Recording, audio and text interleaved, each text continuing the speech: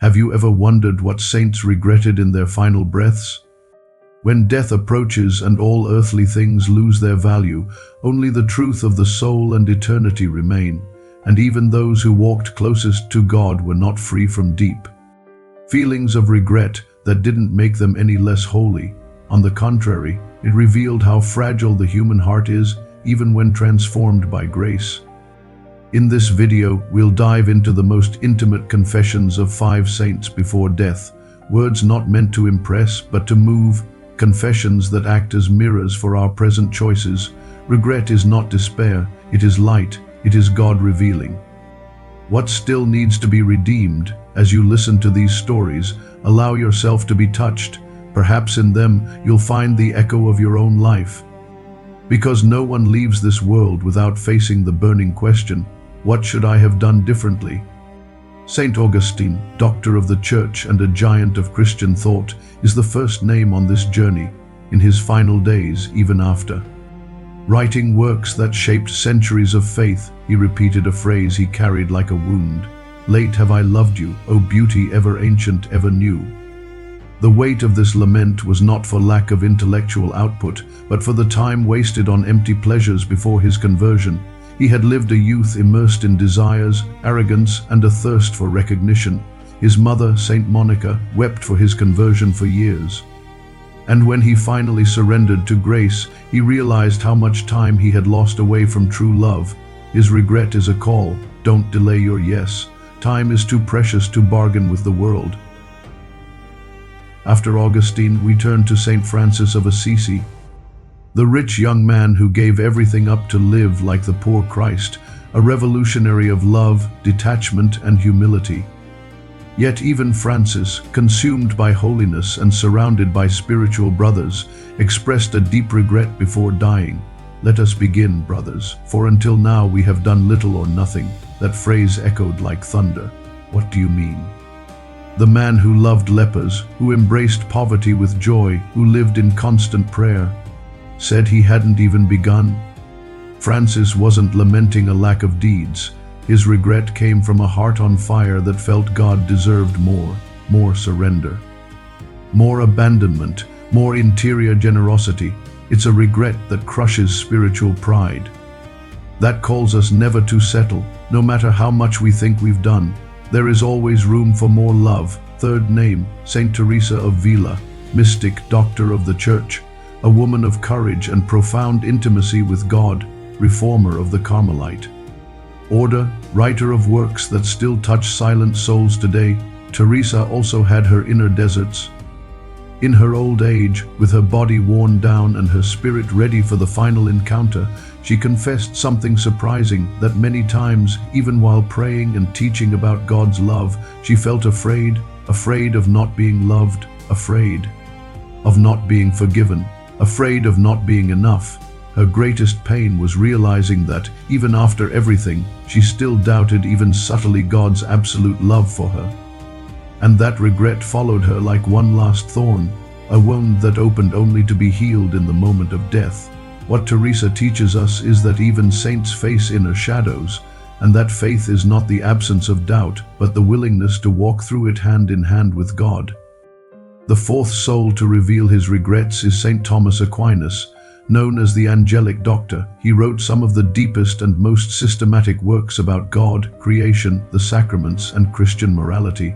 His intelligence was so extraordinary that many called him the wisest after Solomon. Yet in the final days of his life, after a mystical vision before the crucifix, he suspended his writing. When asked why, he answered with disarming humility, "All that I have written seems to me as straw, yes, straw, not because it was false or wrong, but because in the face of God's immensity, even the most beautiful theology seemed insufficient." His regret was silent but profound, that he had devoted so much effort to the written word, yet felt something was missing: life, contemplation, fire. Thomas regretted not having rested more in the arms of prayer, not having allowed the heart to speak as much as the mind. Thomas's regret is not from someone who lived wrongly, but from one who realized that even truth must be immersed in love to become alive. He reminds us that faith without intimacy becomes theory, that even the greatest doctors of the church must become like children before the mystery. Now we arrive at the fifth and final figure, saint, of the child Jesus, a young Carmelite, who died at the age of 24 and transformed church history with her little way of love, humility, and trust. Her life was a hiding place of silent sacrifices, hidden smiles, and constant self-offering, but even on her deathbed, lived through a dark night of faith. She confessed that for weeks she was tempted by the thought that heaven might be an illusion, that perhaps everything ended there. Her greatest sorrow wasn't the doubt itself, but her inability to feel God. And yet she kept loving, she kept offering, she kept smiling, even in divine silence. Regret was subtle but real, feeling that her faith should have been stronger, more joyful, more serene. But in that moment, all she had was abandonment. And it was in that abandonment that her greatest holiness shone. These 5 saints, so different from one another, reveal something in common. None of them died with the sense of a completed mission. None departed with a fully satisfied soul. All felt that something had slipped away, a gesture not given, time wasted, a surrender that could have been deeper. But there is no bitterness in their regrets. There is truth, and where there is truth, there is purification. Because sincere regret in the face of death is a form of final purification, a last offering, a final yes. And you, if today were your last day, what would you regret? Have you told the people you love how important they are? Have you forgiven those who hurt you? Have you forgiven yourself for past mistakes? Have you surrendered completely to God's will, even when you don't understand the path? These questions aren't meant to accuse you, they're meant to set you free. Life passes like a breath, and the saints teach us that it's not worth arriving at the end only to realize we could have loved more deeply, more bravely, more like Christ. The beauty of these stories is that none of these saints were condemned for their regrets.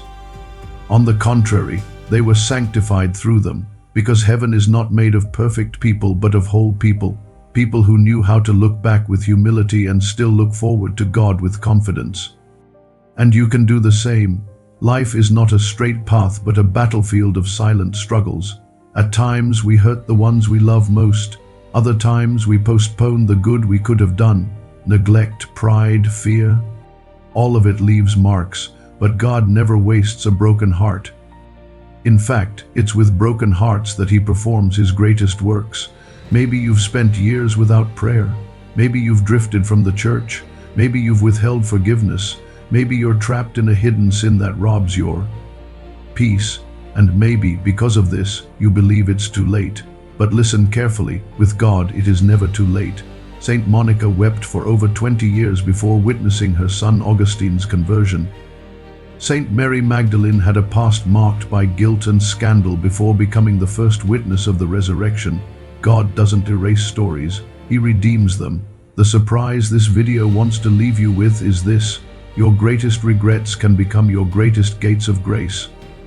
The wound that brings you shame today could be the one that heals others tomorrow. The saints' regrets were not endings, they were new beginnings.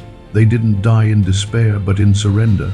And that surrender is what led them to glory. Now, the question turns to you: what is still left unsaid? Who do you need to reach out to? What forgiveness remains unspoken? What promise to God is still waiting to be fulfilled? If you've died to something good, begin again. If you've wasted time with the world, come back. If you've kept God waiting, say today, "Here I am." Eternity is made up of choices made in time and time. Time passes too quickly for us to live as if there were no heaven awaiting us. Today is the day you can write a new page. Today is the moment when your deepest regret can become the beginning of your path to sainthood. I want to invite you now with an open heart to write in the comments of this video, what regret do you want to offer to God today? It might be an unspoken word, a forgotten love, a sin weighing on your heart. Write it without fear, without shame, because this is sacred ground, and what is entrusted to God with sincerity, He transforms into salvation. If this video spoke to you, don't leave in silence. share it with someone who needs to hear this. Maybe there's a soul waiting for exactly this light, and if you want to receive more reflections like this, subscribe to this channel, not for numbers, but because together we are church, and we need one another to walk toward eternity. There is no life without failure, but there is salvation for every heart that surrenders completely. And in the end, when your hour comes, may your final breath not be one of regret, but of peace.